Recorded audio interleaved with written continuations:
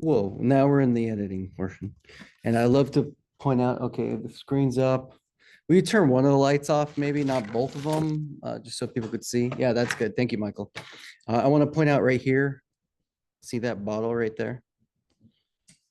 This bottle right here. I put that bottle there in 2019.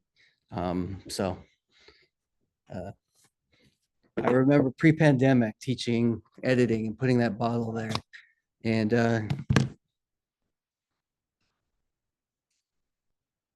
give me $1 to drink out of it. Look at this. It's like some weird compression going on. Yeah, it's Italian sparkling mineral water. Lime. Yeah.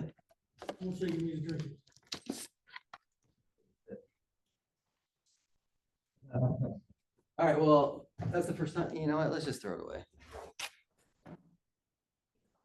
Yeah, that would have been good mineral water. Okay, let's open up our Premiere. You're all logging in, right? Oh, here's the BTS. Ooh, look, there's the BTS. Behind the scenes. So for the just so you know, for the film class on Fridays, every single day we will record and we record basically what happens in the film class, and then your good pal Tim, aka me, will go ahead and do like a commentary track to it. So check it out. We hit play. Oh, of course, it's not. We're not hearing it, but let's change the sequence settings, audio hardware, and then it. Okay, well, we want the output to be the amp so we can hear it here. Which then connects to a vest, which the camera operator, which Jason is putting on right now, is the Steadicam. So it's fun, you know. I watch everything that happens, and there's a person that specific job is to go and shoot exterior shots. Now, Was that with the camera that was being passed around several the times? past, yeah. So Phil, we saw you a bunch in there, and you get a shout out. So if you watch the BTS, you were there. You don't have to do the BTS with commentary, but I watched and I commented on it. oh, great. But you were there, so you didn't have to do it. And you got shouted out a bunch, right? Definitely for sure. I meant, oh, look, there's Phil. We can see the commentary. Well, the thing I did want to point out is the most important thing that has happened in BTS history. Probably my favorite clip I've ever seen. And let's watch it. I'm going to hit the tilde key to make it large.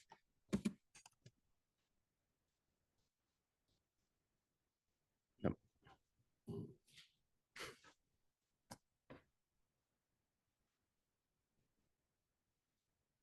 While we're out here, shout out to Jacob, who's our behind the scenes operator.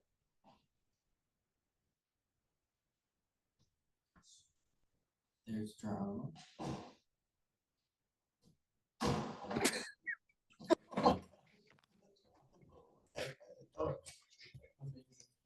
Okay, all right. So there you go. Everybody see this? Remember when it happened? Got hit by the door. Love it. See, that could have been a much bigger disaster. So, and what was funny is I was watching the BTS, right? I wasn't there at that point, but I was watching them practice and they were running out that door a whole bunch. And I know Geronimo saw it too. So, yes, those were, you can see my editing that I did. So that every Friday this happens, and then I go ahead and do that. So for today, we're going to do a practical editing lesson. Of course, we're going into here. You can follow along and or work on your own projects while we are doing that. But I'm going to start by, we did shoot a Ftve news yesterday. This is another soccer one with the men's and the women's. Apparently, it was a really good game versus a really not as good game. No shade to anybody. All right, but I'm gonna click on clips here. So let's go through the process of ingestion. So with our cannons, we're gonna see that we have a fair amount of clips. I haven't ingested them yet, but I'm gonna go ahead and say file, new folder. I'm gonna do the whole process here. And let's call this, we're gonna go and call this Gav TV. And we're gonna call it soccer. And notably, I'm gonna say F25 for fall 2025. All right. And now that we've named it, let's do date modify. We can find it right here. I'm gonna say file, new folder. Here in the new folder, we're gonna say camera 01. All right, our camera 01's right there. And we're gonna copy and paste. Now, based off of how much it is, look, we shot 226 gigs and it's gonna take 2 hours. Okay, cool. It looks like we're not going to be using this as our practical editing example wow, 2 hours and we have 2 cards worth. So that's a lot of footage. And specifically, what's good to note is when we get into a situation like this, and I'm going to tell you right now, I bet I didn't share my screen on the Zoom. So that's awesome. Let's do that. We shared the screen on the Zoom now, and here's Premiere. You all missed here. I'll show you the shot again since you missed it at home. Here's Geronimo getting hit by a door. Okay, we all love this, right? Michael, did you get in? Nope. Michael, let's log you in. Next time, shout me out, okay? Let me do I it. got my email set up, but I still don't have Well, access to it. That's great. I will send them yet another one. All right.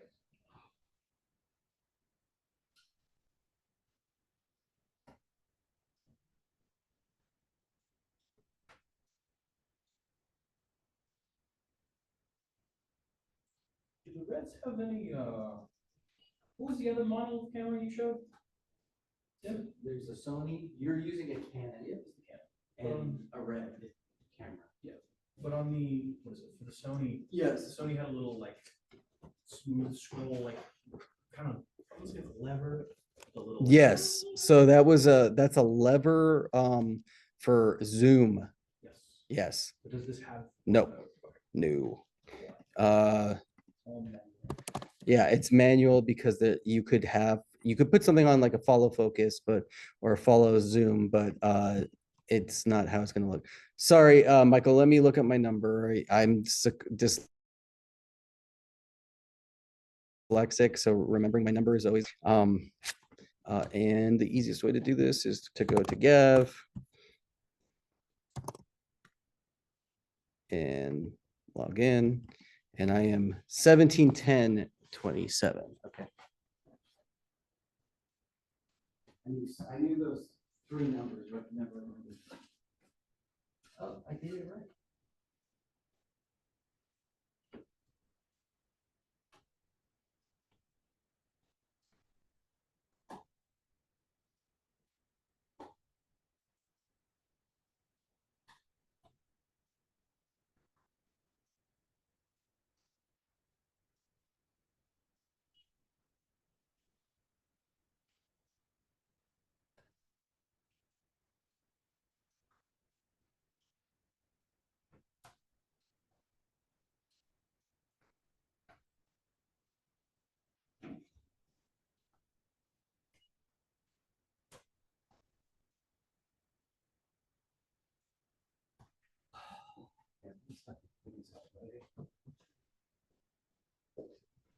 What am I doing wrong?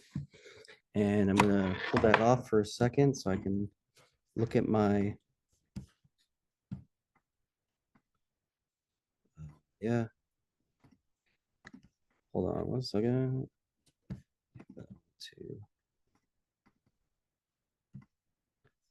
2 00 17 10 27. Okay.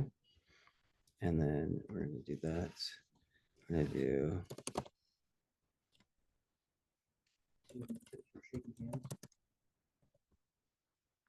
tripod.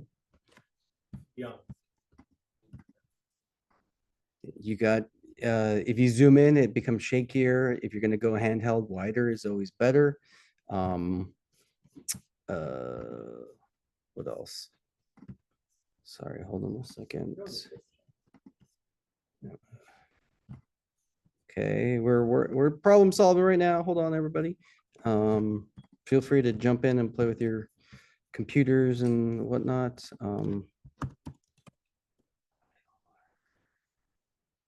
Okay. It was so easy last time, Michael. Now it's whose computer is making that noise? Anybody hear that? It sounds like a hard drive that's not booting up.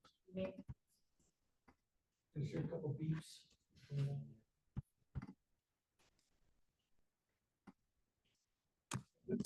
Not a good sound. Yeah, that's like a hard drive failure. Which one? It's Phil. It's yours. Didn't sound like it was that close to me.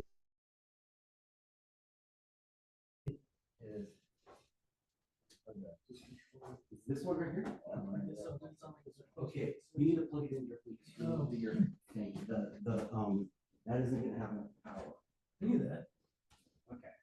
Well, Hopefully that's the issue. I was gonna say they're all full, but I think there's one.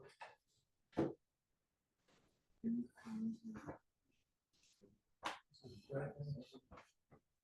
can see.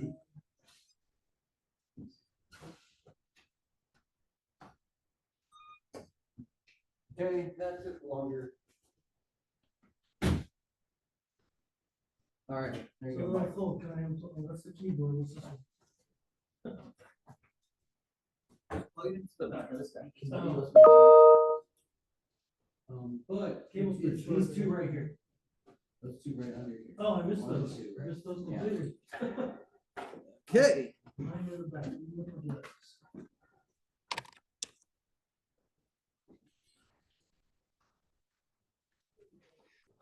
You know what? I think I know. Okay, we're back to sharing. Let's go back to share screen. We're back to sharing. Okay. First and foremost, I have a theory. Could be bunnies. But let's eject this really quickly. We're gonna go here and we're going to look at our transfer here. 2 hours seems a little slow. So I think what I'm gonna do is try to eject my hard drive. And in order to do that, I need, oh, look, I crashed everything here. It's dumb, Tim. Okay. But I'm gonna do that. And I have a faster cable, I think is part of the issue.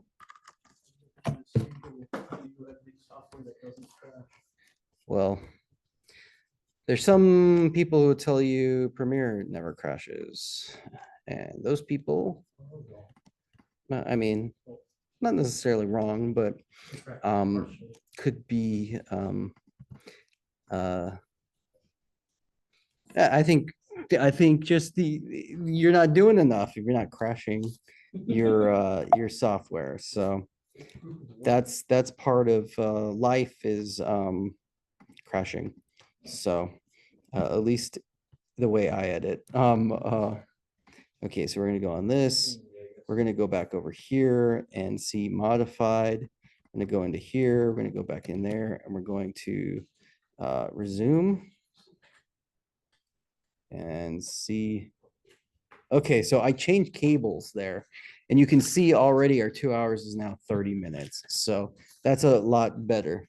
Okay, while we're at it, let's talk about some features and stuff about Premiere that we haven't talked about. Most notably, let's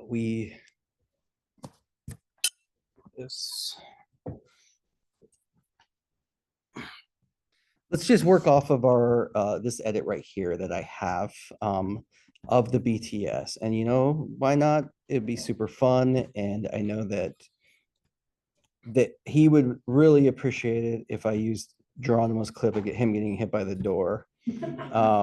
as the main element that we're going to work with. But you can see our Steadicam and all the fun stuff that's there. I just have to find that clip of Geronimo. But today I want to go over some special effects and abilities that you have within your Premiere. We're going to go through the effect panel.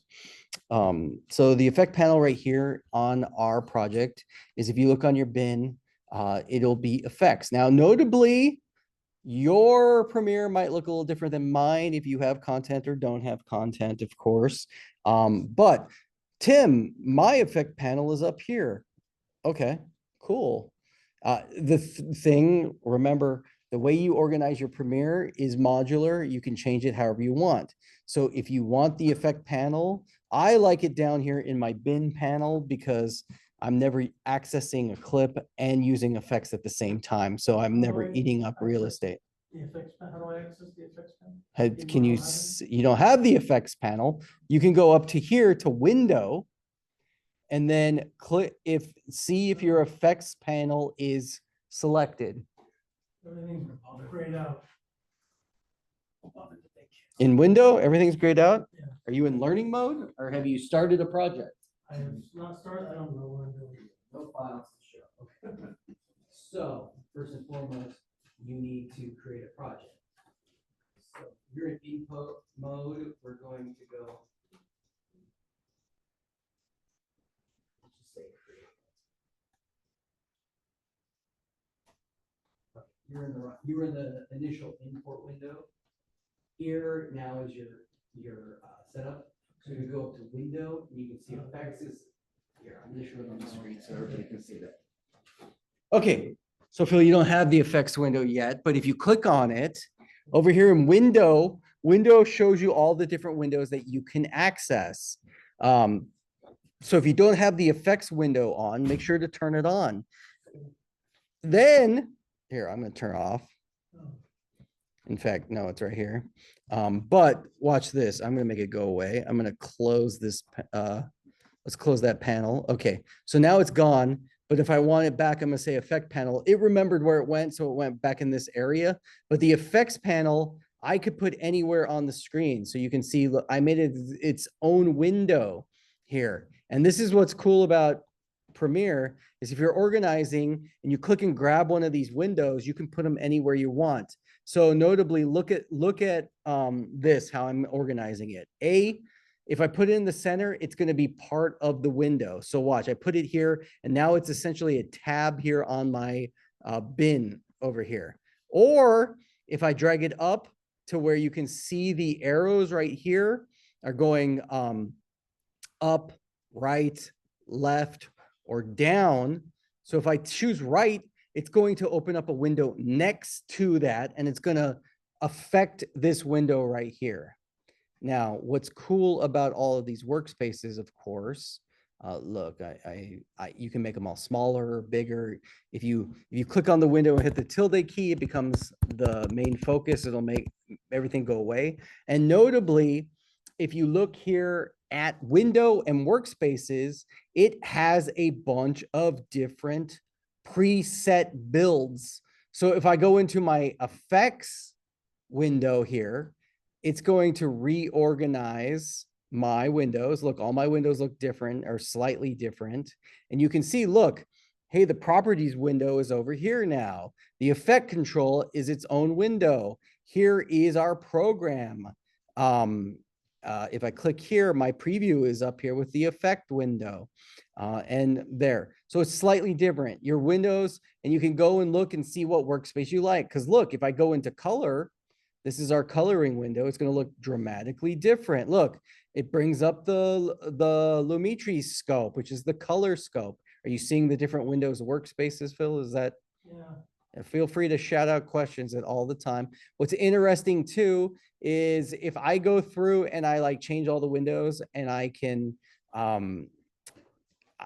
essentially can build a custom workspace. Oh, I clicked on the wrong thing. Here we go.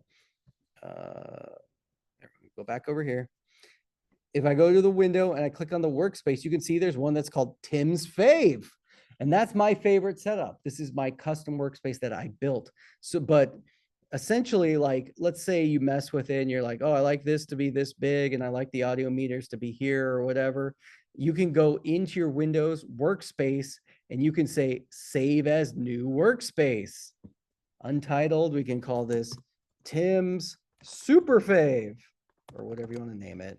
And then it'll be there as a preset. So when you come back, because someone could get in or you could accidentally delete something and you can revert it back. And or if I work in Tim's workspace, it can sometimes save and remember, and it's going to think like, oh, he changed something, so it's going to be this way. But ultimately, I can go into workspace and I can go into editing, which is kind of a normal formatting for this. But personally, I like this window to be a little bigger, and I like the window to be a little smaller, and I like I like to have more sequence. What I actually like is to be a multi-screen editor, which means I have 2 to 3 windows that I'm editing on. One can just be my timeline and program. But if I'm using a laptop, I don't have that luxury most of the time. Okay. Questions or comments about workspaces and windows? Well, I said that all to get to the effect window. Do you all have the effect window open right now?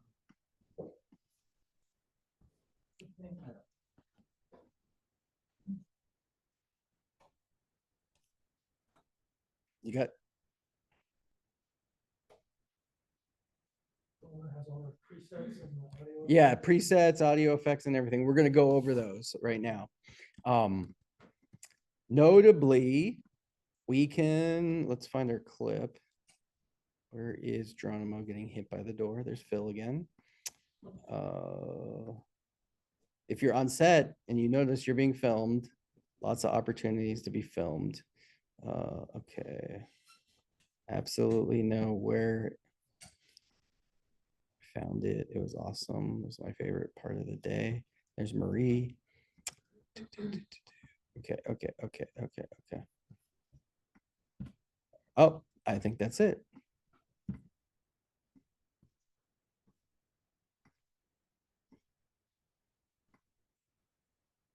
That feels farther away.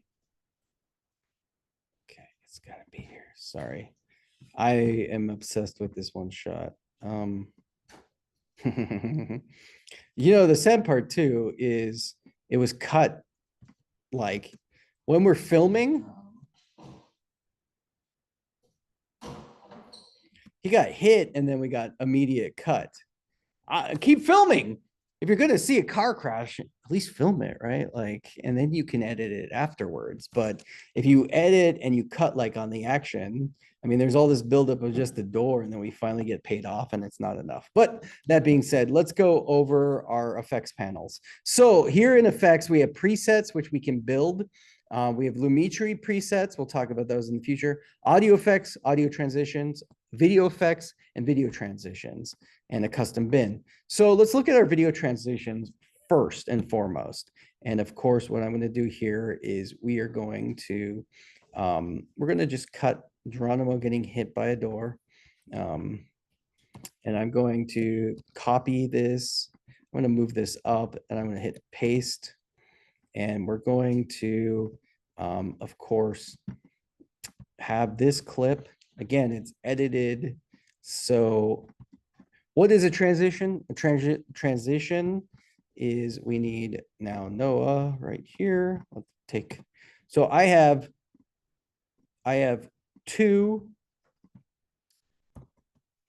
these 2 clips right butted up right next to each other. Okay, we have Geronimo getting hit by a door and then Noah. What is these 2 clips lined up next to each other is called what? Basic term of editing, filmmaking. This clip into that clip. What is that called? Nope. I mean, technically, this is an edit. We put 2 images together. We're editing the story, right? We're putting it back together. This is the most common or used edit right here. It's 2 images put together, which is a cut, a straight cut, a normal cut. This is just a cut. one image becomes another. And it is a linear, straight edit right here. Two images put together, maybe it's not that effective. Well, we have video transitions. The transitions allow us to affect that edit. And who can tell me the second most common edit used in all of editing? We have an edit where a straight edit where it's just together. Who can guess what number 2 is?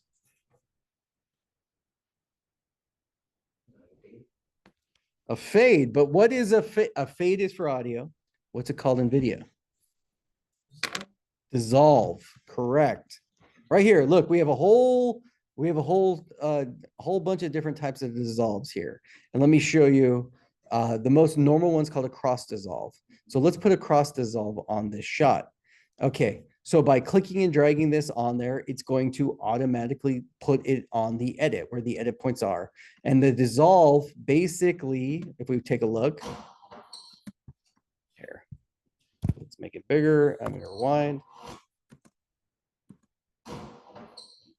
So what the dissolve is the preset is it's coming in as a second. This is a second dissolve. And what a dissolve is basically our straight cut is this way, right?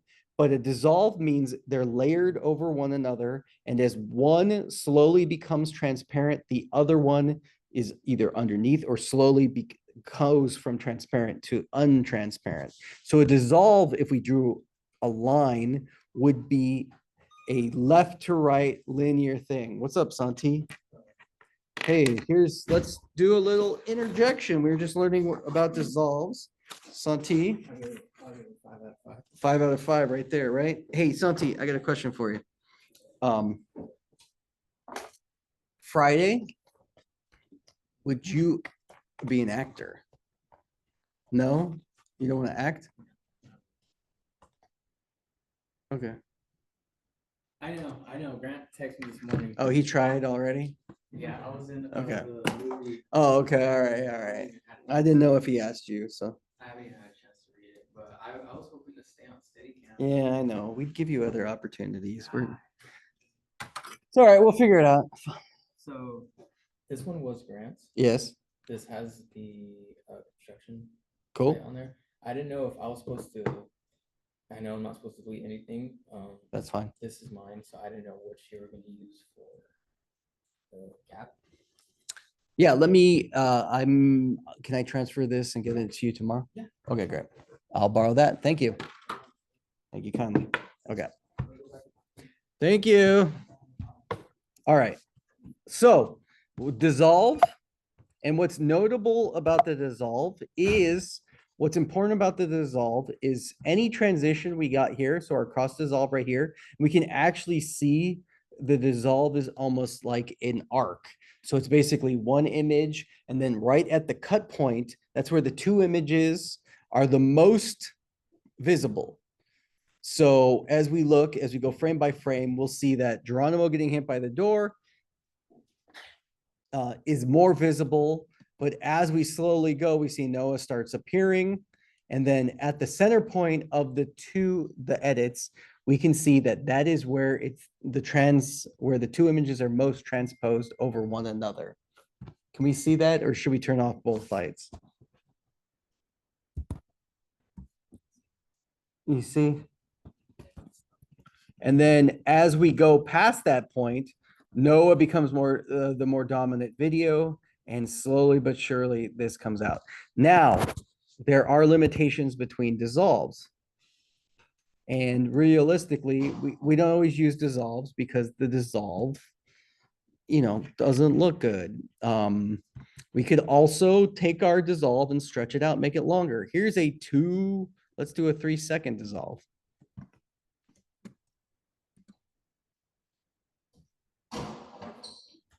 So we can see the more movement of the dissolve. So by clicking and dragging, we can also make it shorter. Here's a shorter dissolve. Let's take a look. So a little bit quicker. The transition, it makes that cut not as harsh. We use the dissolve sometimes to help high jump cuts. It's a stylistic thing. It was way more popular in the past. Now we kind of more so edit 90% of everything's going to be a straight cut, a normal, and dissolves are used when necessary. Now, there are limitations with the dissolve. What's up, Silas? Okay, most notably, check out this part right here. So looking at our clip, we see this little square that's in the corner. Can we all see that? There's a little tiny square on the clip. You can see it more better probably down here in between the edits. And basically this little square that's on the end of the clip, that means that's the end of the clip's footage. So like I said, the videographer hit stop record. So there's no more footage there. So what the dissolve, in order to use the dissolve, because it slowly transitions away, it needs footage. So if you don't have footage here, the dissolve, if I put a dissolve here, the dissolve always has to end at that endpoint because there's no more footage. But if we look at a different edit, and let me just make a different edit over here. I'm just going to take this clip and that clip. And now let's say I pulled my clip and I have plenty of footage to the left and to the right. And I take these two clips and we do our straight cut right there. And we're going to zoom in. If I take my cross dissolve, I have the option of placing it 3 different ways. If I drop it right here on the center of the cut, it is going to think of that center cut as the center point of the edit. So it's if it's a second dissolve here, it means 15 of those frames are going to be to the left and 15 of the frames are to the right. Or actually we're in the 24 frames, so 12 frames to the left, 12 frames to the right for a second dissolve. So the dissolve is centered on the cut. So the other way that we can put it in is we can do the cross dissolve so that it ends on the cut. So what does that mean? That means when we start the dissolve, oh, Silas said something. Hi.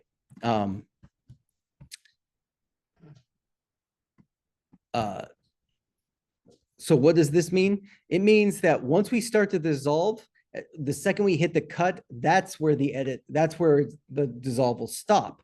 But what's notable about that is we have 2 clips butted up. We need to draw extra 15 or extra 12 frames from one and the extra 12 frames from the other, from either the head or the tail. If we do this type of edit, because we're ending on the edit, we're actually drawing the full 1 second from this clip. And that's notable why? Because if we filmed and there's a lot of shake and then we find the perfect shot where it's clear, if we add the dissolve, we'll be able to see those shaky 15 seconds. So you need to plan accordingly. Does that make sense? I can show an example. Watch this. I feel like it doesn't make sense. People are nodding, but I don't believe anybody. What looks like what? How does yours look? Do you have footage on yours or? No, just sample. Just the sample? Are you in this? Here, let me take a look. Oh, okay. So you have stuff though. So clip, drag over. Right. Just drag your cursor over. Yeah. So there's your footage, right? Yeah. Yeah. So then your effect window, remember go to window. And you have an effect window, you just have to find where it is. So click on that. Okay, so there's your audio effects. So put 2 clips together. There are samples in there, but okay, so for example,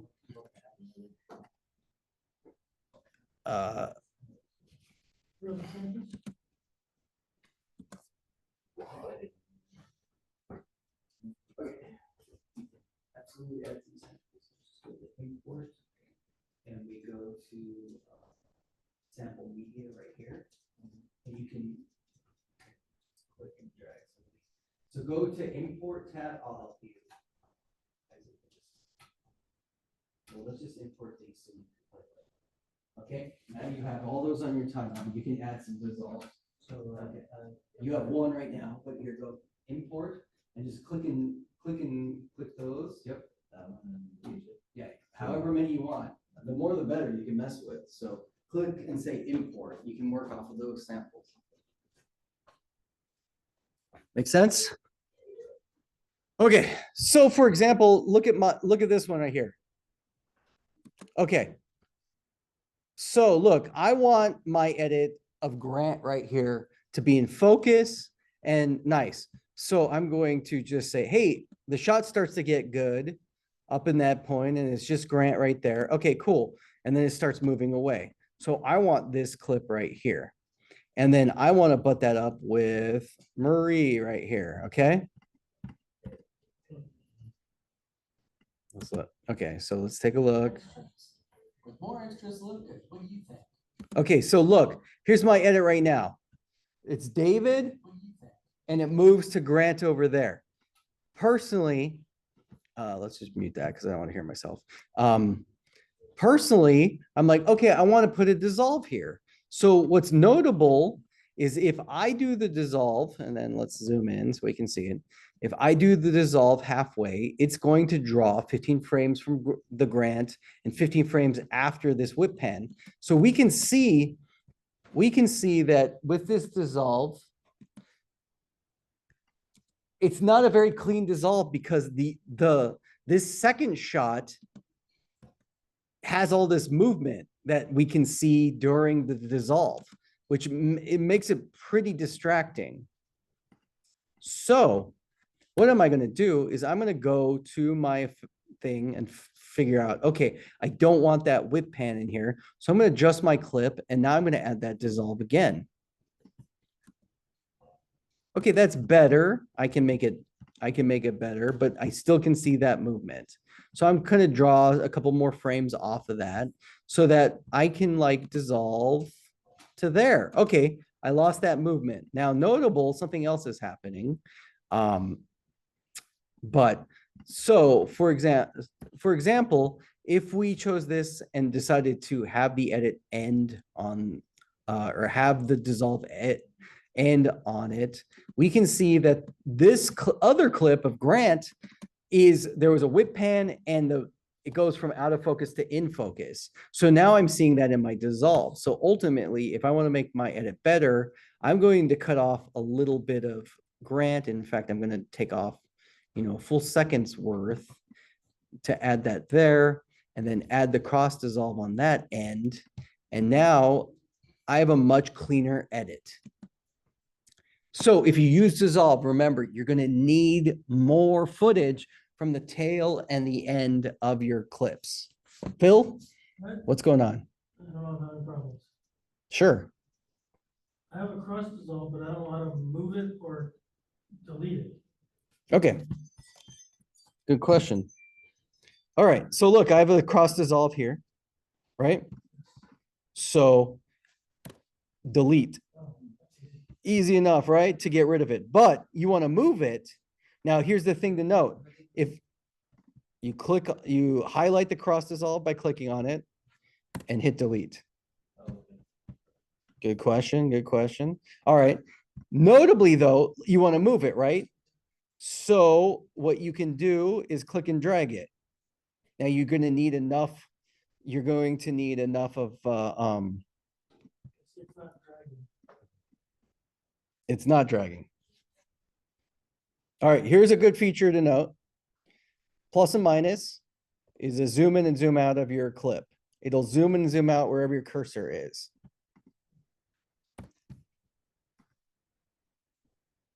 Our cross dissolve here. If you click on it, you should be able to go left or right. Still not moving. It's input.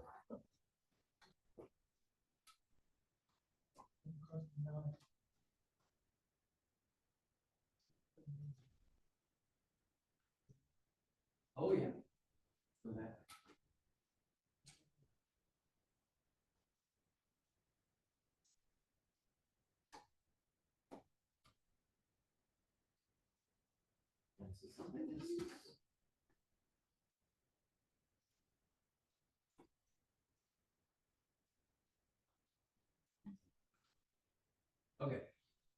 Very good, very good.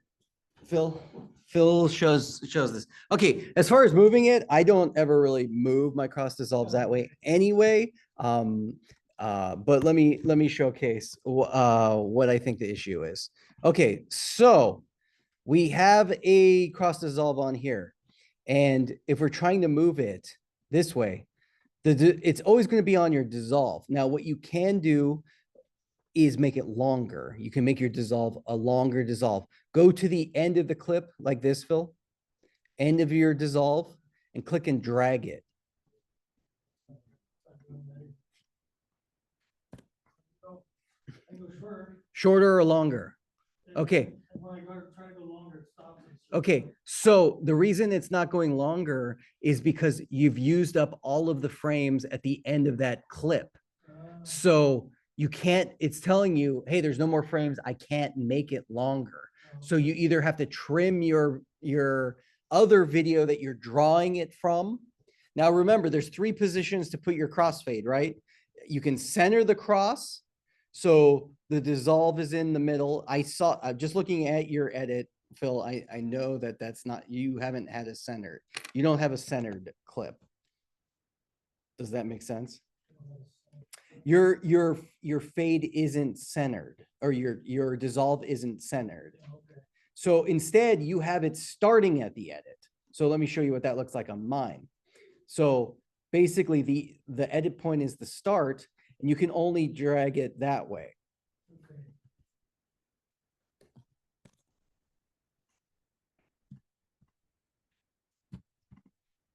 So if you don't have enough footage,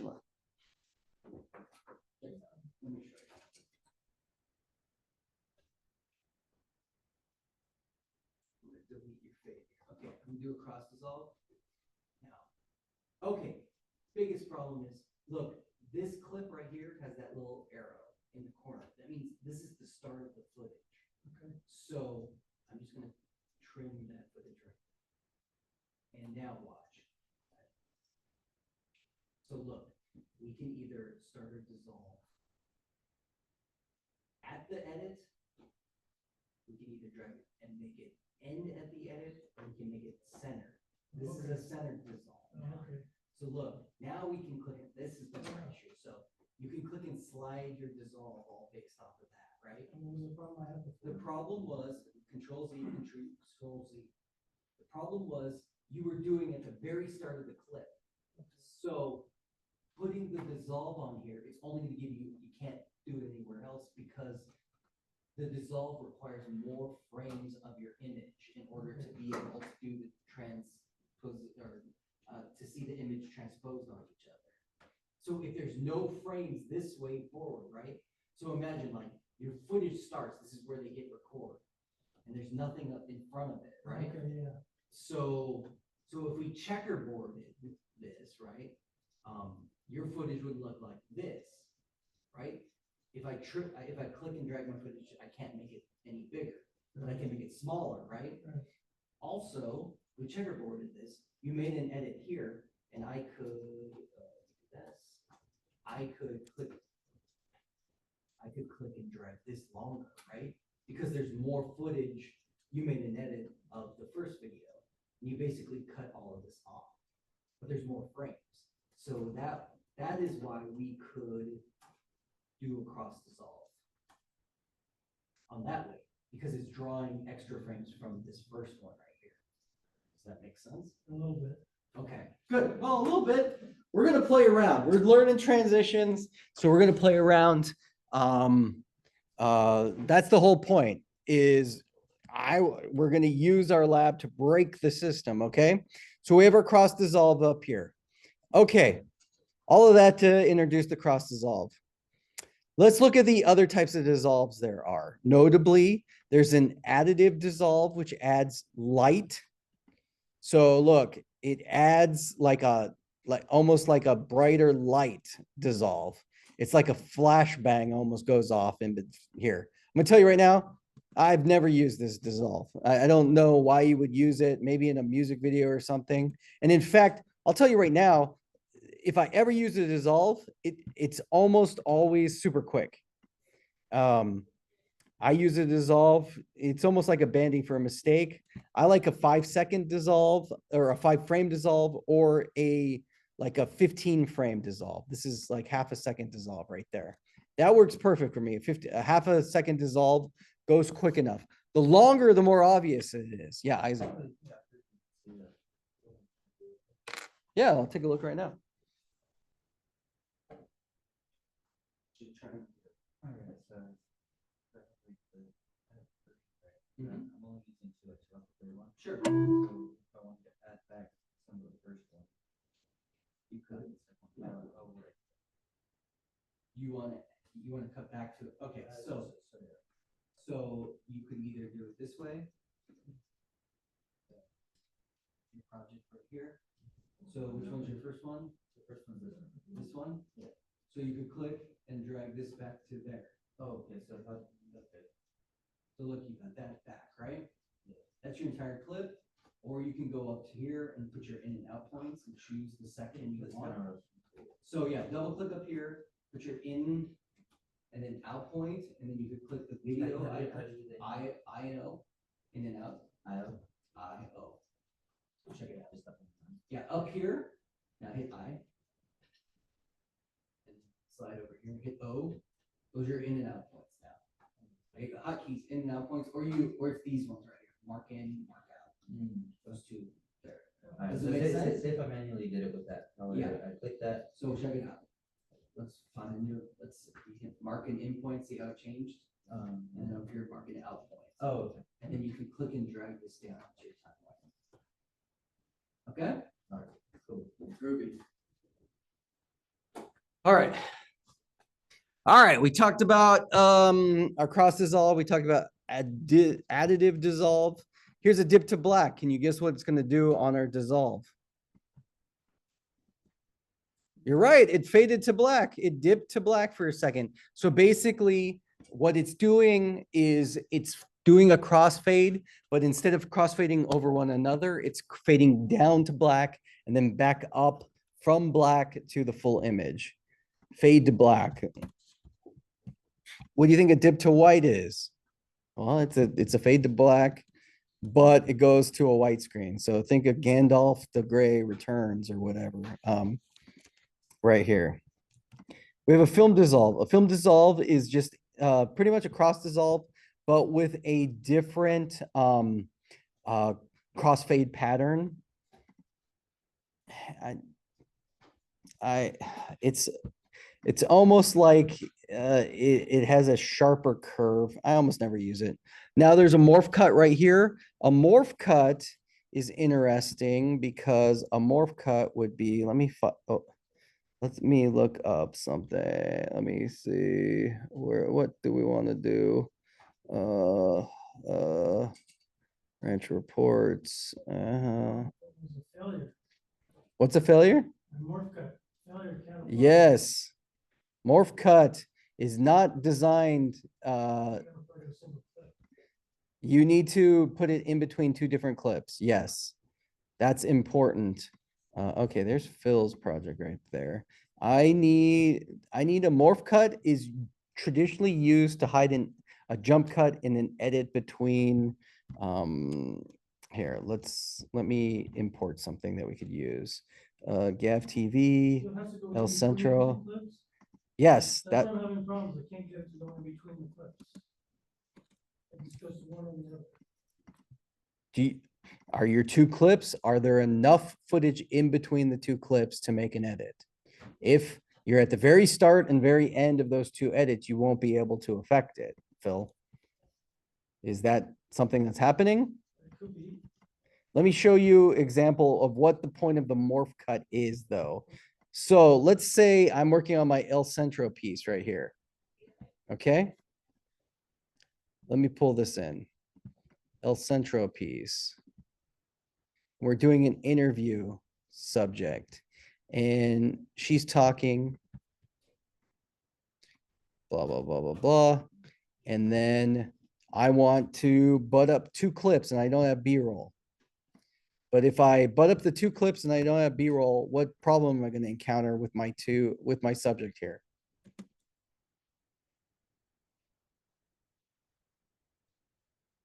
All right, so I have a jump cut, right? It's the same shot and basically jumps away. Okay, now let me show you, because the morph cut is something I almost never use intentionally because uh I don't think it's a very successful tool.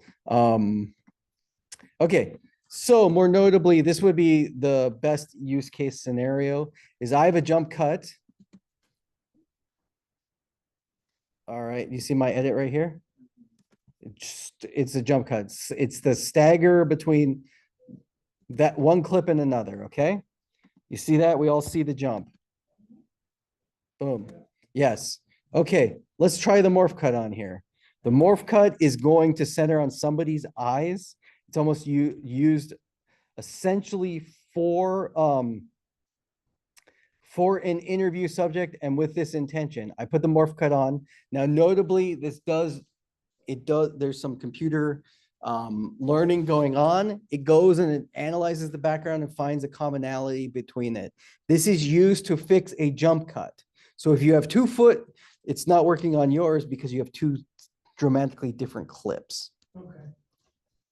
Also, you can see that like even with my computer, which is faster than your computers, it's going to take a little bit. And we notably can look on our effect control over here and see, where is it?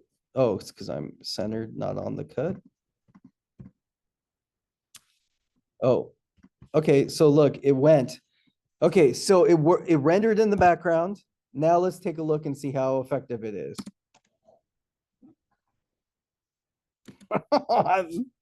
Did you see the morph? Not really. Yeah, look.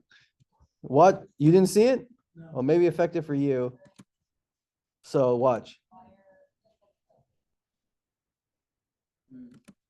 Oh, Very slow, right? But it's because we made the morph cut really long. So look, we're going frame by frame and watch, it's similar, but it definitely like feels like the T-2000 from Terminator 2 is like slowly melding.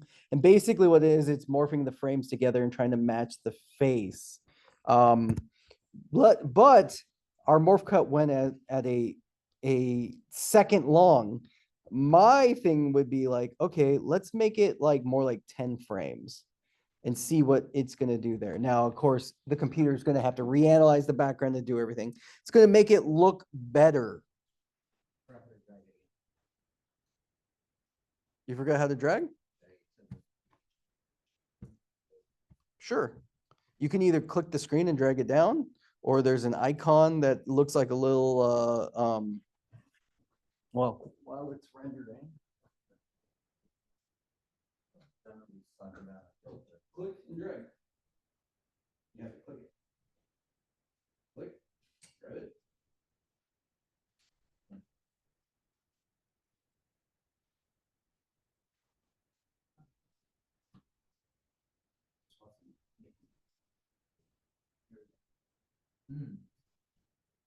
Oh, you have the hand tool, you need to be the arrow. oh, Okay.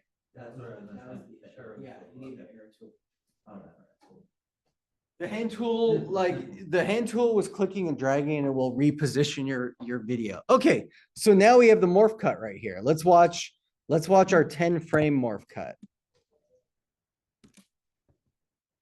Did you see that? Did you see the edit?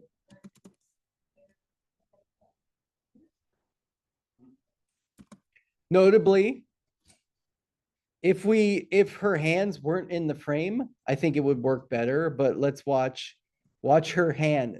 Notably, I think this actually works pretty effective for those people who aren't paying attention, but watch her hand down here, okay? How effective is this edit to you? Do you see it? The whole like hand just becomes, One hand. yeah, well, it like morphs, right? But if we had cropped out and was just the face, we can see, let's go frame by frame because there's 10 frames of morph cut happening. Watch her face. She's talking. Yeah, okay. And then, oh, that could work if you're trying to hide a jump cut. Perfect. To me, I'd rather just cover it with B-roll. and not have to use a morph cut. But that's the morph cut. You can absolutely play around with the morph cut. So it has to be essentially the same frame or image, or since I have two totally different. It's gonna go crazy. Like, yeah, look, let's see if it'll. Yeah, because the computer is going to be like, hey, these two images are so dramatically different. Oh, look, it's letting me do it. And again, your computer might be a little, let's see why yours. Because it'll add the work cut on this clip, but I can't do it on this Again, one. look, you have not enough. Look, that's the end of your clip there. Phil. Let me show you. Okay, let's just click and drag. All right. So there, now try to put it. If it's the beginning of the clip, you don't have enough to make your see. Now you can add more, right? Yeah. Because you're not starting at the very first frame. So it would only let you go to the right or the left. Okay, look, now check it out. I added the morph cut to this, two really different shots. Yeah, it's like liquid television or whatever, right? Like you're never going to use it. It's too insane. Like maybe you'll do a crazy music video or something, but in my opinion, it's never going to be what it needs to be.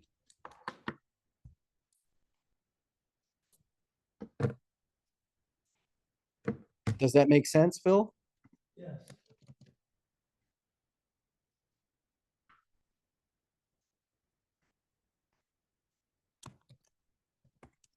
Okay, we'll keep talking, but let me start the transfer of the other stuff. Additional, okay, well, we need more space. That's fine. Let's make some space.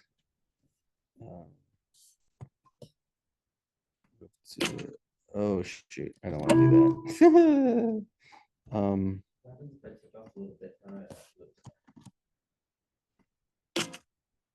You took off a little bit of what? Deleting the results. Yes. And I deleted some of the back.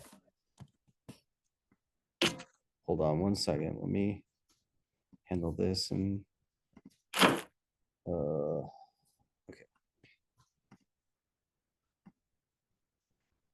First cut I did was pretty freaking seamless. You liked it? Okay, I need one more gig. Hold on a second. Let me just clear one more thing. That's old soccer probably. Yeah, let's do that. Okay, move to trash. Trash. Okay, and we're empty our trash. And I'm gonna put this right here in camera 2. Okay. Resume. Okay, cool. Okay. Oh wow, there's 300 gigs there. That's crazy. Jeez. Okay. So in Premiere, here's the question. You took off a little bit of your clip right here, and you want to add it back. So check it out. First of all, what you can do is drag it up, and we can do a checkerboard, and then watch what I'm going to do to my edit right here. I'm going to go to the edit. I'm going to click the end of the edit and drag it. And then you can bring back the little bit that you've cut off. Oh, okay. And then what I can do is I can click and I can move it back over here. That's one way to do it. Also, Command Z will undo anything that you've done up until like 25 moves. Which one's the Command Z? The button Command and Z. Okay. If you hit, that's undo. So if you want to undo, you can go back and change all of those elements. These are all great questions.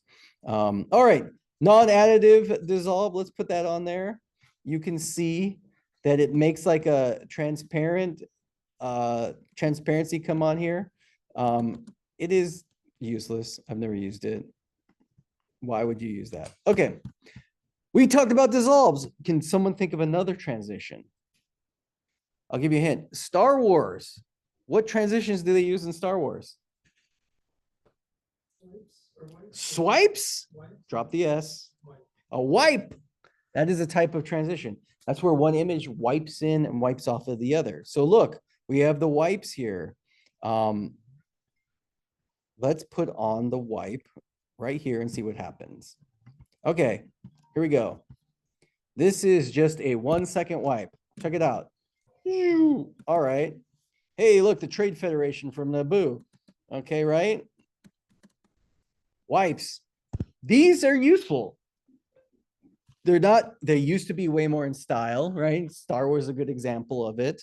But what's notable about the wipe is the image is going from left to right. Now, Tim, why is it going left to right? Why is it going left to right? Oh, that's a great question, Phil. Well, because if I click on my wipe and then I go over here to the effect control window that's up here for me, what I can do is I can change it from being left to right. Check this out. I'm going to click over here and say east to west. Now, if we watch our wipe, oh, it's going from right to left now. Well, Did you get that? okay, so on your edit right here, Phil, click on the wipe so that it's highlighted. I gotta put a wipe. Yeah, you have to put a wipe on. There you go. So you have your wipe on there. So then click on highlight the wipe on your sequence, and then up in your effect control window, if you have effect control windows, do you have one that says effect control available?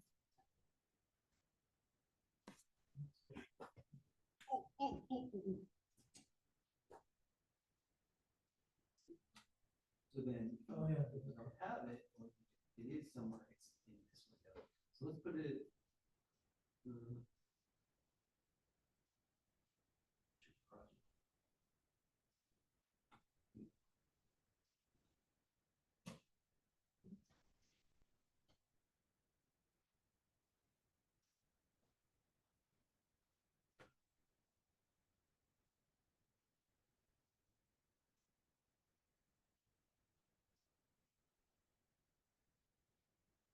Well, it's right here.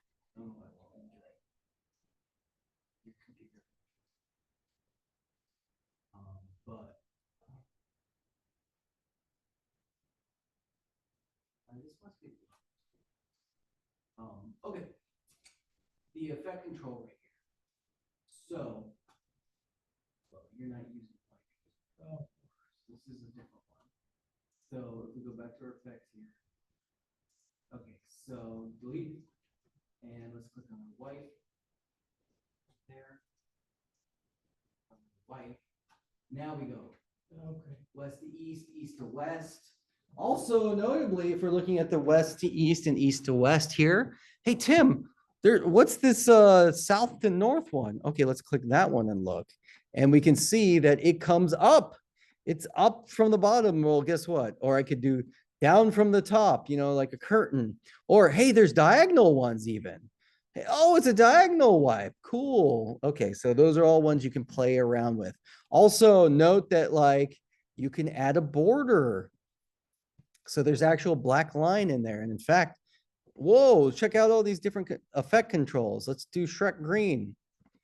Oh, look, now my wipe has a green line. Oh, I want the border to be much bigger. Let's make it, oh, cool. Now I have a green line that'll swipe and do that. Well, Change that? hmm? How do I change that? Let's do something. Right here under all of the effect controls are right here. So border width Okay. is what I'm playing with. And then there's border color. There's also reverse. You could affect basically if you choose, you know, this one, which is northwest to southwest. If you do reverse, it's just going to do the opposite, and which will be southeast to southwest. You can do that. Border color, show actual sources. This will allow you to see the two different images being there. I'm going to tell you right now, Phil, I'm going to talk through this all, and then we'll have plenty of time to play with it after I'm done talking, okay? But I'm happy to be interrupted, as always. But just so you know, that's the wipe.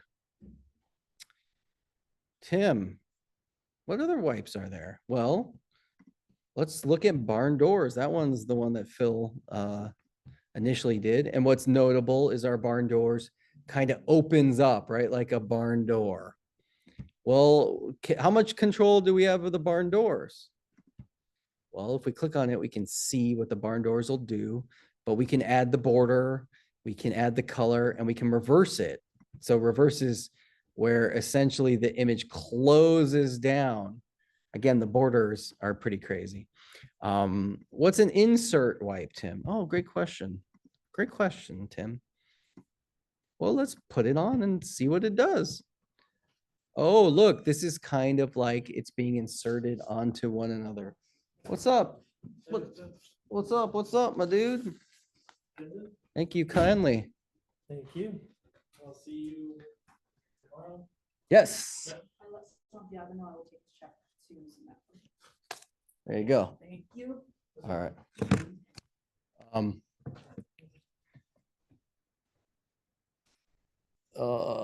Yeah. Okay, great.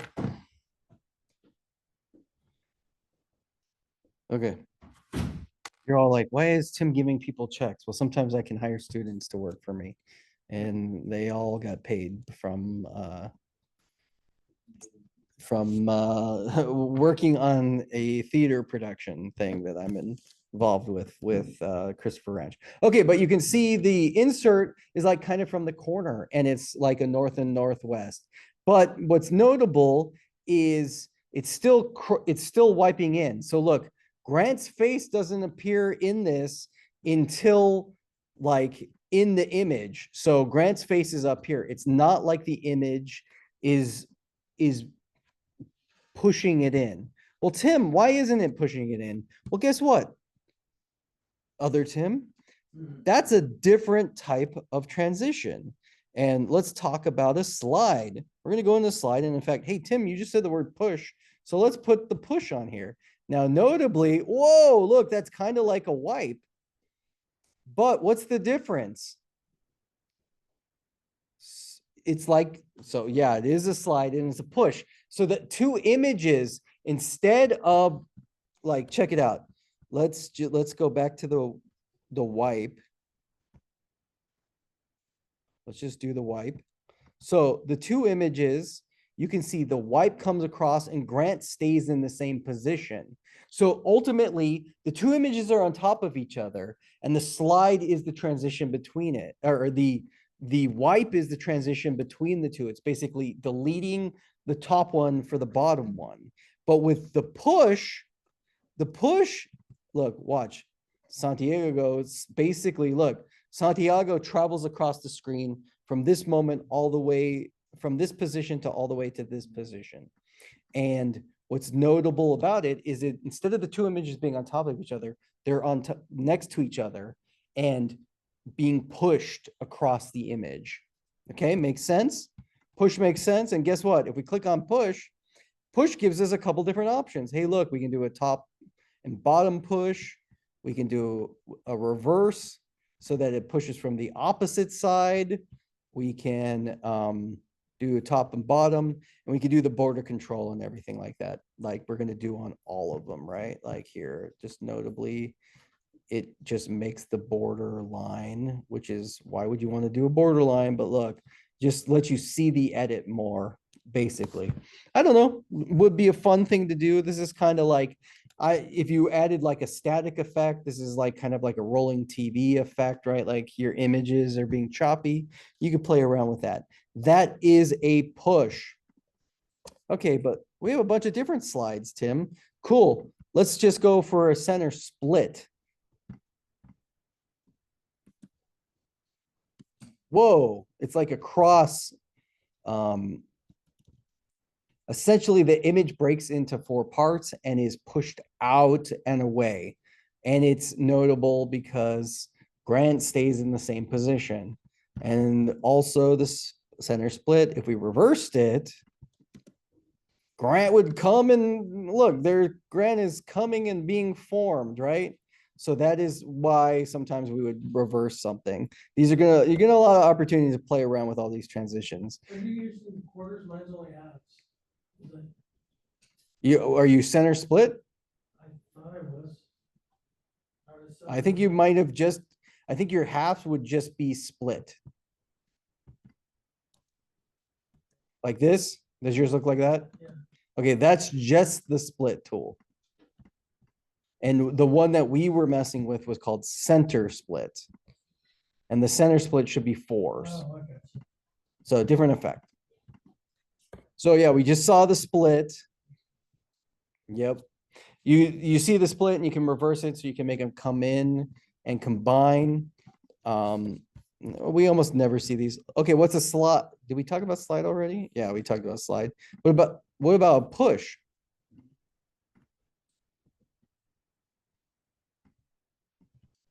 Well, Tim, what's the difference between a push and a slide?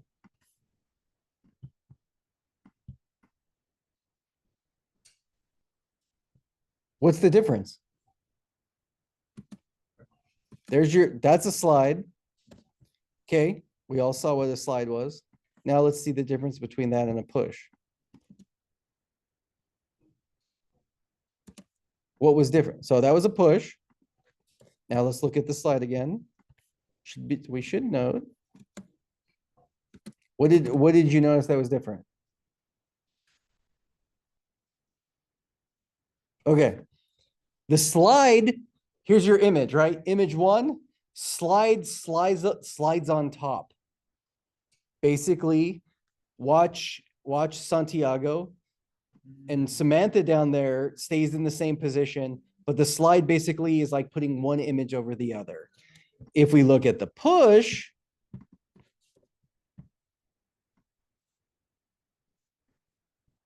watch Samantha. The push, so the images move together rather than, and then one slides on top. All these different little things are going to be fun to play with. And the whip,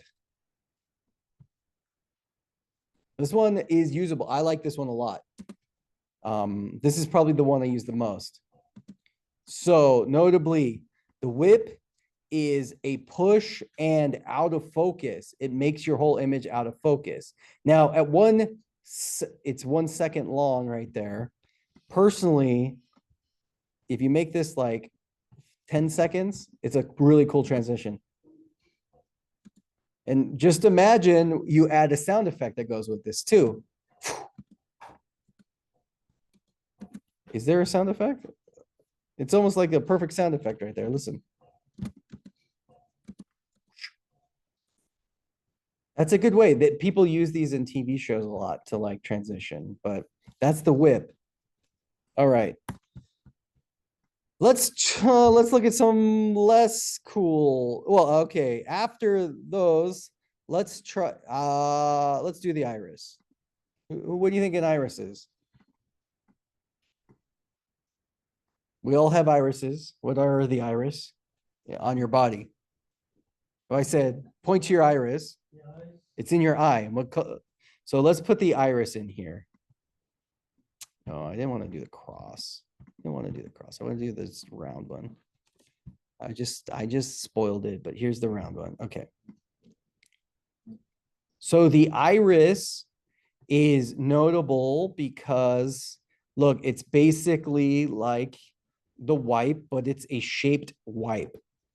And this is notable because of it's who can tell me in film history when they would use an iris? Dissolve. End of the movie. They would essentially do this. Here's the end of the movie. Oh, here. It's backwards. Let's reverse it. Okay. You know, that's all, folks, right? And that iris, do you know why they used to do this? Why did old movies have this iris effect? Any guesses? I love guesses. What do you think, Michael? Closing the lens? Absolutely. So back then, any type of effect that they could do they would close the iris of, then that's where the name comes from, the iris of the actual camera. So the iris is how much light it was. So if you close it, they're essentially closing the image down and making everything dark and using that. And that's how they would do fade to black back then. because they didn't realize the technology of doing, hey, we have to cut our film to make a fade to black, right? This was a in-camera edit. You would do your iris, and it was some of those you can see aren't as uniformed as this. It's because it's some person is literally closing the camera iris. So it's based off of the camera operator's hands. So there you go. That's all, folks. Now, notably about the round iris is, again, you can do a border and everything.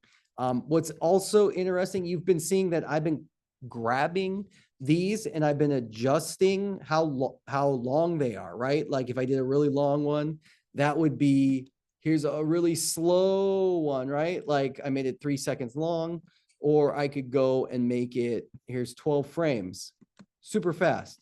But I want to tell you too, if you don't want to click and drag, you can actually affect your duration right here. I can click and drag the amount of duration in my effect control and make it 7 seconds long, or I can go in and type and be like, I just want it to be 10 frame or 20 frames. And there you go. You can affect that way. There's more than one way to skin a cat on everything in Premiere. Okay, so there's our round iris. Here's our diamond iris. You can guess what it looks like. Hey, look, it's a diamond. Again, it is transitioning the black. I'm going to click reverse so that it's closing down the diamond iris right there. Okay. Diamond. Here's a box. Box is a square. Cool. Or a rectangle, a parallelogram, whatever you want to call it. All right. And that's reversed. And then the cross is going to be a X'd. X is, or a cross, basically. It crosses out and widens out. And the reverse looks cool too. I'm trying to change my duration, but it just keeps automatically going back to the original. How are you trying to change it? By typing it in here? Either typing it in or Can you make it, are you trying to make it bigger or smaller? bigger. You might not have enough footage on your edit. It might, can you make it smaller? Yeah, I can make it smaller. But you can't make it bigger. It's probably you don't have enough footage on your edit. So you ran out of frames. So you hit your maximum transition length, if that makes sense. Okay. These are all great questions. Okay. Iris. Okay. We talked to dissolve. Iris. Let's talk about zoom. Now, zoom, it just has a cross zoom. Personally, I use this one a lot. I like this one. What's it do, Tim? Cool. Let's put it on. So the cross zoom is like a zoom in and zoom out at the same time. So check it out. Whoa, look, I zoom into the subject and zoom out of the subject. Boom, boom, boom, boom. Now, notably, a really slow cross zoom. Whoa, whoa, whoa, whoa, oh, whoa, whoa, whoa, whoa. This is a really effective way to use this. But notably, if I use a cross zoom, I almost always do like 10 frames. Watch this. Zoom in, zoom out. Add a little effect there. A little fun one right there, cross zoom. That's the only zoom option we have. Okay. What's immersive video, Tim? Oh, these are all VR options.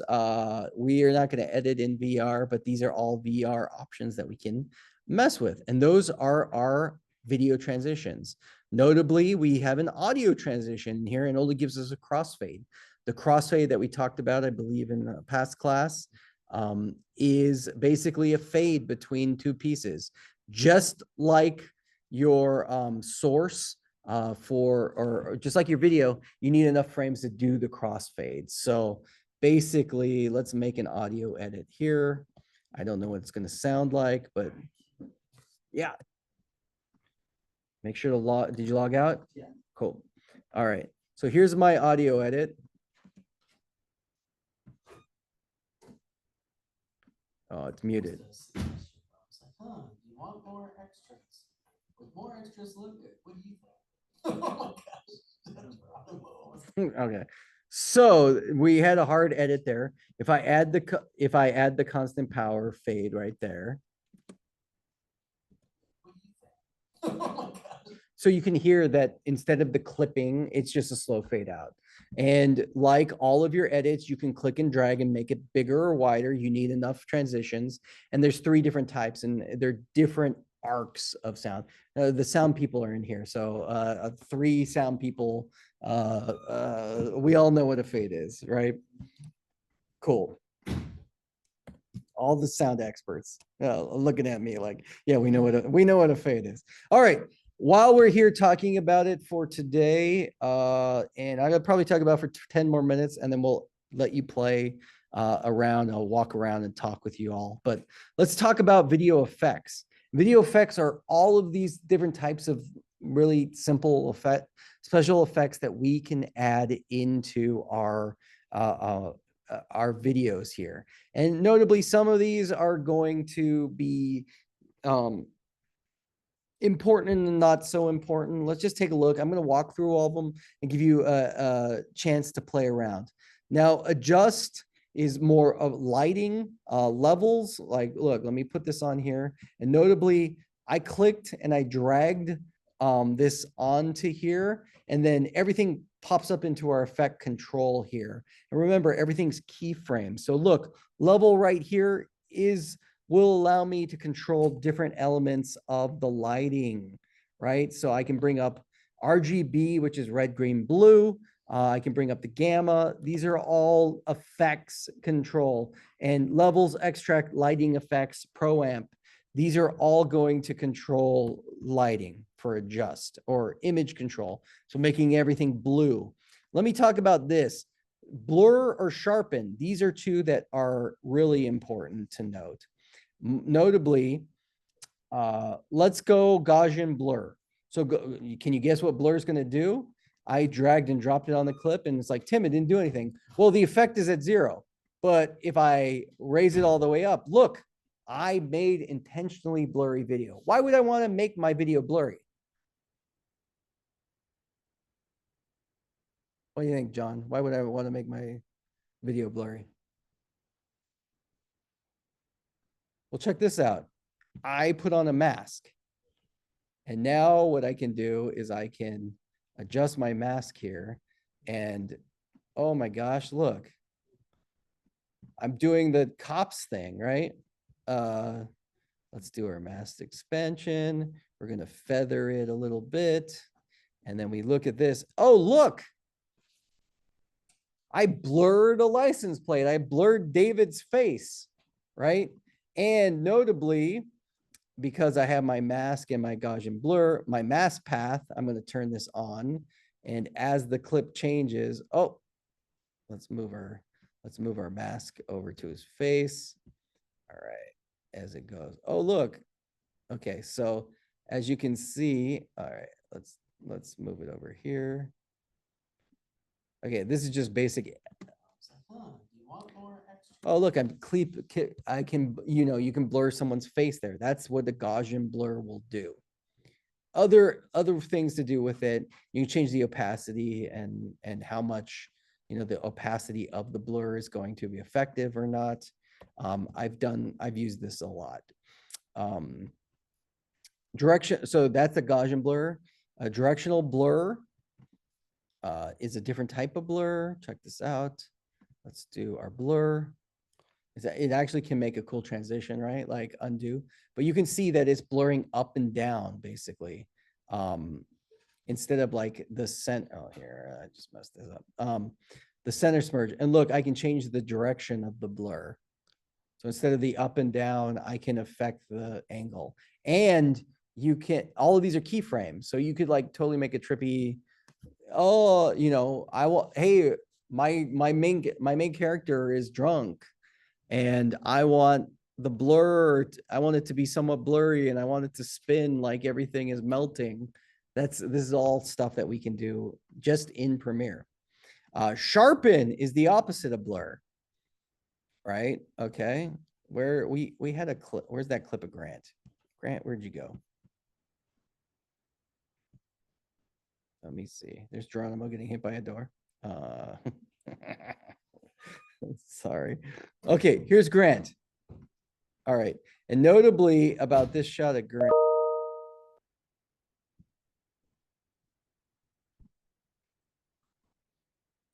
Notably with this shot of Grant. All right.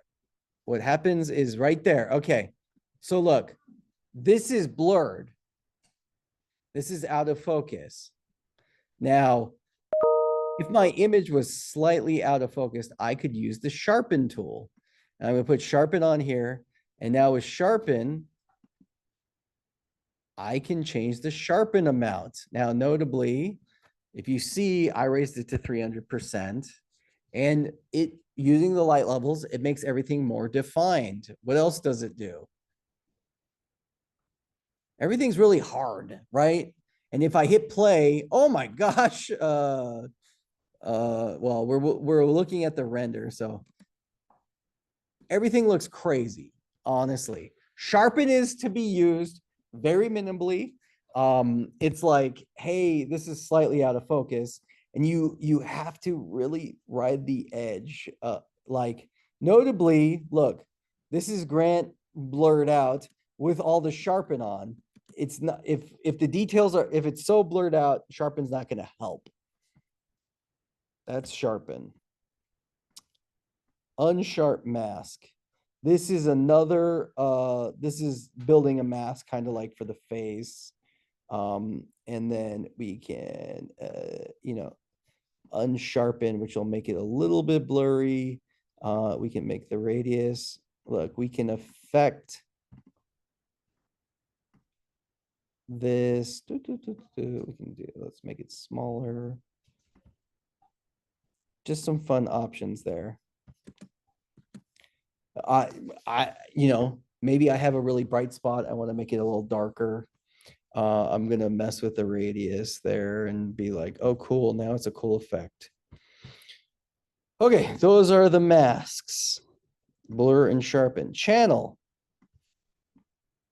Channel is going to invert all of the image, all the colors.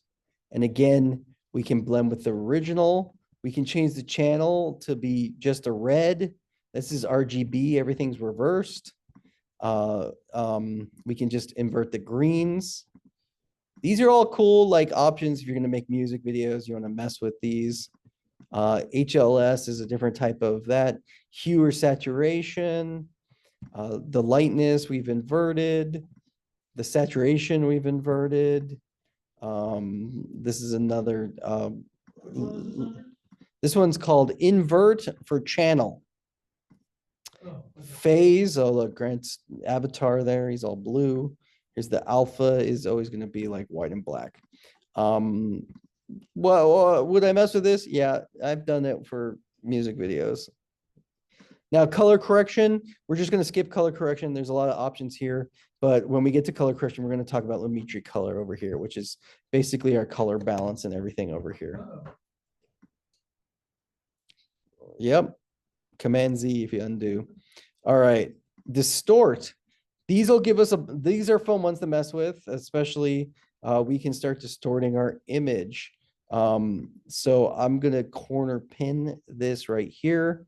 My corner pin allows me to pick like an area, and then the image can get warped towards like basically that image. You can see this is like we can make General Zod fly away in Star Wars or in Superman, right? In the diamond. That's one way to distort. Lens distortion. This gives us the effect of like a curvature of the lens, right? So we could curve it. We can affect different types of lens distortions. Ooh, he's dancing. Look, Grant's dancing. Whoa. And then look, the color behind it. Just got to make it shrink. One step behind. Which one is this? We're now on lens distortion, which is in distort. Okay. Lots of opportunities to play around with these once we go to lab. Magnify. You can guess what magnify does, but it'll do it to like a specific area, right? Look, it's like a magnifying glass. And notably, we can change where it's going to magnify. So if we want to make Grant's head magnified on his body, we could do that. Well, it's a circle right now. What's notable about this too is we could draw a mask. We could draw a mask and then we could take our magnify and just put that specific area and mask out so that we could give Grant big head mode, or we could, magnify and change where it's going to be magnified. Just make it a head. You can also do square or circle. Yes. Oh, sorry. You're just, yeah, lots of opportunity to have fun. Magnify. Okay. After magnify, let's check out mirror. Ready to go into mirror mode. All right, I still have a mask on, so I'm gonna actually delete that. All right, get ready for mirror mode. Whoa. All right. Again, we can mess about with like the center point here. We can add a reflection. It's a cool way to add like a reflective pool. That's what I've used it before. Almost never use these ones, to be honest. I teach them every semester, and then a lot of them is like, why would I want to do this? So the offset, this is like we can literally make a rolling, the offset's like a rolling TV effect. Same with up and down. So kind of cool. But why would I use it? I guess a music video, or I'm trying to make a bad TV effect. Rolling shutter. Again, this is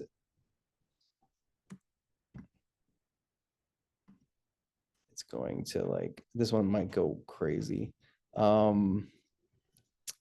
Scan direction up to down. Yeah. This one will have to play around. It's going to crash my computer if I use this one. So this literally is a rolling effect. Spear eyes. All right, get ready for Las Vegas spear coming up. Whoa. It's like a bubble that can move around, right? Like you can make someone's stomach go or a bubble effect right there. Turbulence, displace. This one's fun. Like, oh, all right. You want to throw up? This is a good opportunity. Not a good look for Grant. Sorry, I'll move off of you, Grant. There, Santi looks a little wobbly. Turbulence, displace was that one. And then twirl. Get ready to throw up again. Oh, look, this is like warping and melting, where it's what's the Inagata Davida, or the white, what's the one pill makes you smaller. And look, you can twirl the whole thing.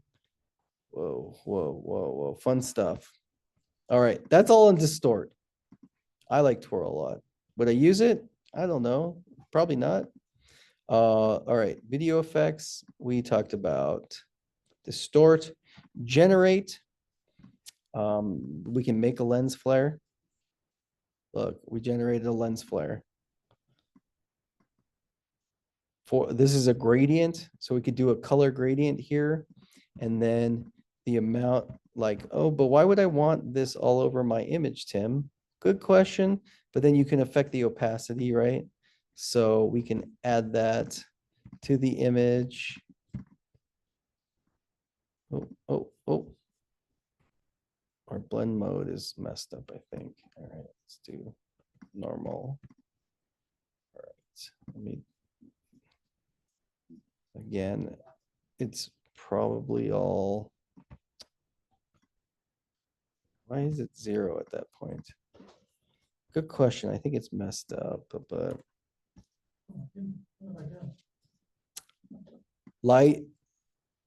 lightning. Oh, Grant is gonna do force lightning. Zzz. Oh, wait. Did Santi's hand? Oh my gosh. Oh my gosh. Oh my gosh. Oh my gosh. All right, look. Santi. All right. What we can do is get our starting point right there and do our ending point. And zzz, look. And then we can change like how the lightning looks. change all the different capacities to it. Look there. Oh, wow. Unfortunately, like the clip is moving, but look, there you go. Santi has force lightning right there. Cool. Lots of use for lightning, right? Ramp. Ramp is again, an image that's kind of like a gradient. Start ramp, end ramp. Why would you use this? Good question. But it's there. All right, that's generate. That's creating stuff. Image control, notably black and white. This is a good one to use. Color pass. This is a color control where we can go ahead and adjust the color similarity. Look, you can desaturate and take out a color, or let's do blue. You can see how it kind of desaturates some of the colors, but leaves some of the others. If it's at 0, it's all color, but you can see like, oh, let's desaturate some of this blue. Color replace. Again, okay, we want to change the Grant's skin color with the other color. You can see the similar colors, but look, it's looking to find these moments. Could be cool to do, but sometimes it's, we actually want to replace any of this red, because like skin tone would be that, and it's like, okay, let's find something that's going to replace all of the similar color. Again, the lighting has to be perfect, and there's much better programs than it to do something like this. Gamma correction is another color correction amount. Gamma is the amount of light level. Immersive video is all VR stuff. I'm not really going into. Keying we'll talk about it another time. This is chroma keying. Neat video is something I only have on my computer. You won't have it. Noise and grain. Okay, so if we add noise to our image right here, we are adding noise. We're adding static essentially. Why we want to do this? We actually try to want to get rid of noise, right? But noise, we want to make our video look old, right? So that's why we would use noise. Perspective. There's basic 3D or drop shadow that you're going to add. These things are all more is something. Basic 3D is going to be like the churning the image from 2D to 3D, so it's going to fly away or spin around. Distance to image, and then specifically if this image is over this image, we should see it through.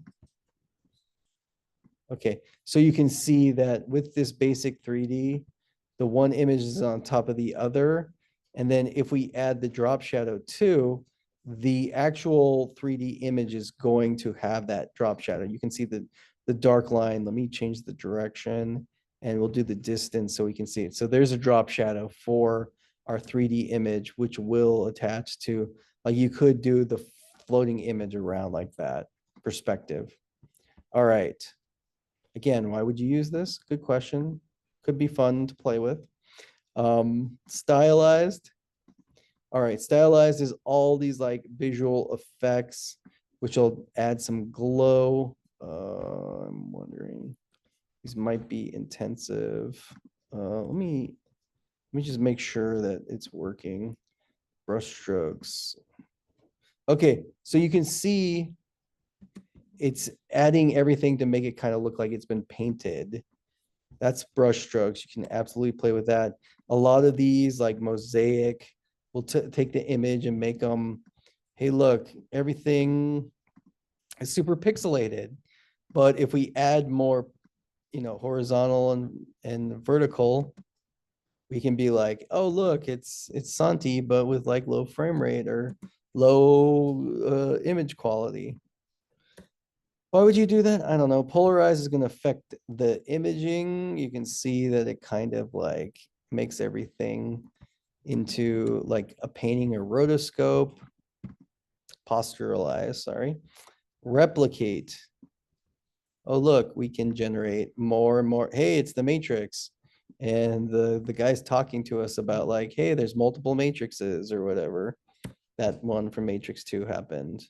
Strobe light, again, for those, this is literally gonna do a strobe light effect. How many, okay, faster.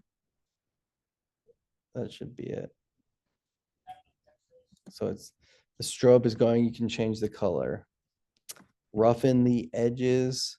Again, a color control, the border, you can see, like, look, it's the, like, oh, it's an Old West and we got an image that's like, all, because it's over that, we can see the image below it. It's a framing thing. All right, let's talk about time. Echo.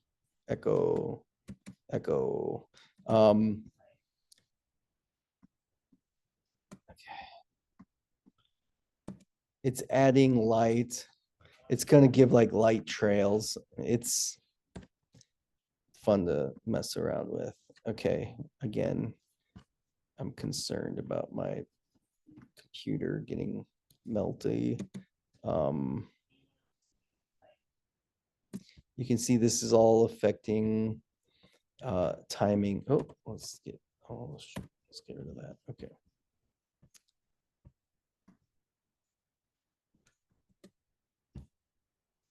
Okay, we'll play around with that. All right. Transform. Transform's a useful one. All right, auto reframe. This will automatically like try to reframe your shot. You can analyze it and it'll go through and try to, based off of the laws of framing, reframe your shots for you, which basically means it'll crop in and reposition. I've never used that. But I do use crop a lot. Now, crop allows me to take my image right here, and with my basic crop, I can go from the left to the right, or from the top to the right, and from the bottom up and down. Now, why would I do that? Well, now I've cropped my image. I can also feather the edges. I could cut out Grant's head entirely, but what's cool is once it's cropped, I can go up to my motion here and reposition Grant. So now I have Grant walking around the other shots behind it, right? And so that's one way you could kind of rotoscope something in there, put someone else's head on it. Okay. Edge feather, this we can see with Grant. Look, we can feather the edge, which kind of gives us a blurry amount within. Oh, I should take off crop. Let's do that. Let's see what happens if we do that. So the edge feather, basically the image has a slow transition so the edges aren't so hard. Horizontal flip, Grant's gonna just like change flip. You can do that. I do that sometimes. Notably, if you horizontally flip like an interview subject, you could get an uncanny valley thing because like we're used to seeing people on certain sides of the face. Sometimes I use horizontal flip. Transform. All right, transform is a more controlled ability to skew your image left and right. You can screw the axis and the rotation. This gives you a lot of control over it. You can also scale and then change the positional area of it and the anchor point. Just more controls. There's a lot of like similar stuff that do a little bit of different. Then vertical flip, Grant's on this head. Right. Those are transform, transition, a block dissolve.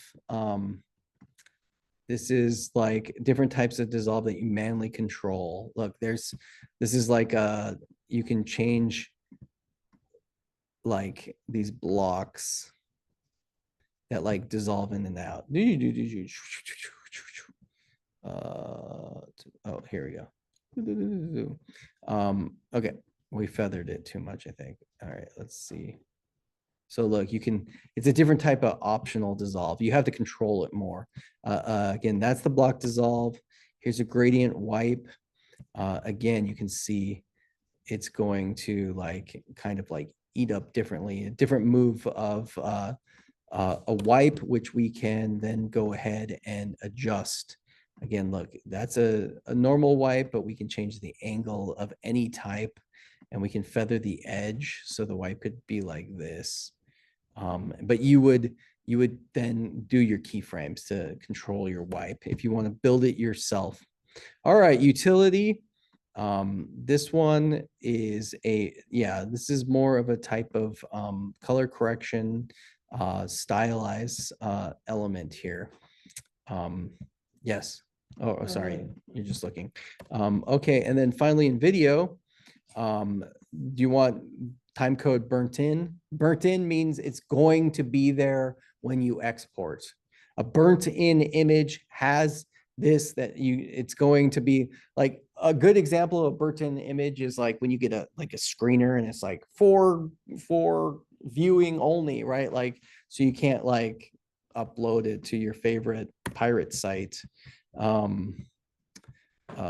Conform, this deals with like a specific export method. And simple text, again, we can go here, edit the text and say Tim's copy. And then that's like adding a watermark or something burnt in. And that's going to be over this entire shot. See, it's only on the shot that I put it on. But ultimately, if I wanted to burn it over the whole thing, I might just make a text layer and put it there. But those are a transition. Those are video effects. I am going to be done talking for now, but I am here. Why don't we play around and mess up your computers and everything if you want. But that's going to do it for today's lecture. Silas, any questions? Any questions before I exit? Anybody? Nope. We didn't go over. Which one? I'm just looking at the different.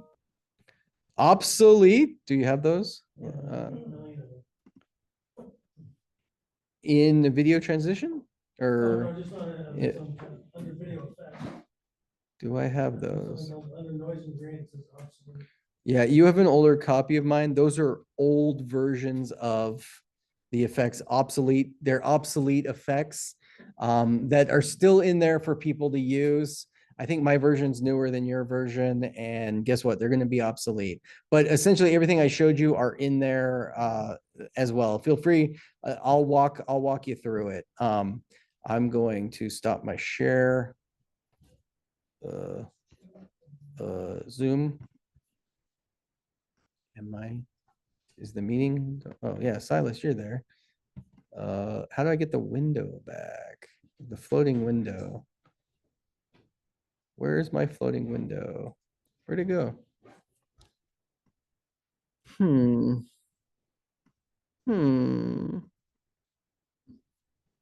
That's me. I see me. Where it always appears, but then it window. Okay. Full title. Focus on next one. No. Harm. Oh, here we go. Show self, add pins, stop video. I mean, oh, where'd it go? Like, did I put it somewhere? And normally it reappears. It's making me nuts. I forgot how to do it right now. Bring all the front. No. Yep. Thank you. Okay.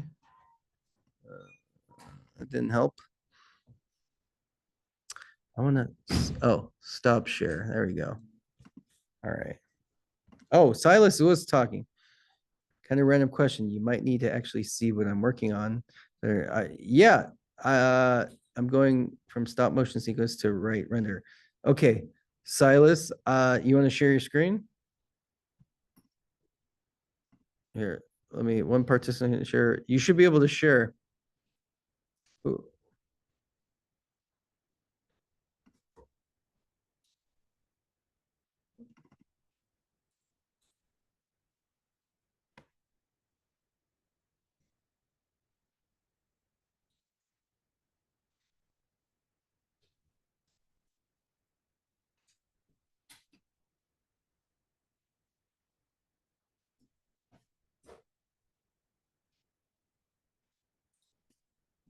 It's Angel. Uh-oh, what do I do? Click and see if you, and it just, No, not full screen. How do I do that? oh, hit escape. Silas, can you talk? Yeah, What do you, my laptop might have a bad microphone, but I hope I sound okay. yeah, you sound fine. What do you Okay, show? cool. Is it showing up on my thing? I can see you. I can see your stuff. Yeah. Okay, cool. So right at this shot, Mm-hmm. I don't know if I think you can see where I'm scrubbing on my timeline. Yes. I'm going from this, I'll play part of it, just this little stop motion sequence. Yeah. And I think I'm gonna probably like adjust that or just change the stills to make it a little bit more fluid. But for now, I wanted to get a smoother transition from that into this. So in this scene right here, I'll play it a little bit back just so it doesn't Sure. happen instantly. It goes from that into a video. Mm-hmm. Um, I kind of was thinking maybe like going between frames of this and just frames of like black could almost help that. Just so so the whole picture is a bit more obscured. So when it transitions from video to picture, it doesn't look as, I guess, jarring at the start because the video is a bit shaky.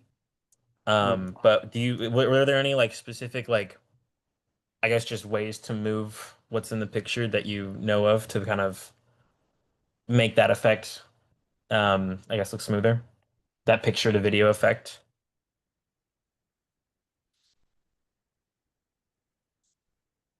Let me think. Hmm. So essentially so just to be clear, you're going from a still image to a video and you're trying to make it transition. Have you tried just to dissolve? I have not tried to dissolve, but I worry that it might stylistically look a bit weird. Let me try that though. I think, oh geez, DaVinci, I want to say it's in right here. Yeah, Mm-hmm. little cross dissolve. 6 frames might be a little bit Make too it, long. yeah, if you make it a short enough dissolve, it could.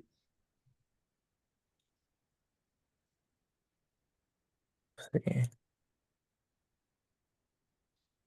It kind of, yeah, it kind of does smooth that out a I bit. think it smooths it out, but it still lets that like choppiness of the stop motion Yeah. effect that, just play with length. Like maybe it could even be shorter. A short cross dissolve smooths it out, but still makes it feel that choppiness. hmm Actually, I might even play with doing this between the photos too. I liked how that looked more than I expected to. Cool. All right. Awesome. Thank you. Yeah, absolutely. Hey, that's why Sick. that's the type I got kind of know about. So, Yeah. cool. Awesome. Awesome. Glad to help. Yeah. Thanks. Absolutely. All right. I'm gonna stop recording now, but great job, everybody.